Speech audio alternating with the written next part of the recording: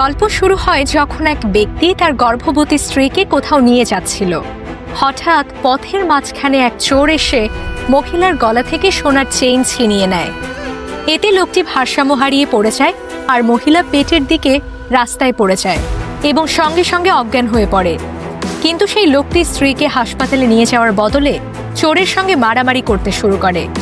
মারামারির মাঝে চোর তাকে ধাক্কা দিয়ে পালিয়ে যায়। ধাক্কায় লোকটি এক ট্রাকের নিচে পড়ে যায়। ফলাফল, ঘটনাস্থলেই তার মৃত্যু হয়। এরপর অ্যাম্বুলেন্স এসে অজ্ঞান মহিলাকে হাসপাতালে নিয়ে যায়।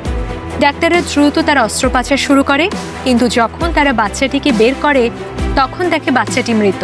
তাই তারা নার্সকে বলে বাচ্চাটিকে মেডিকেল বর্জ্য হিসেবে সরিয়ে ফেলতে।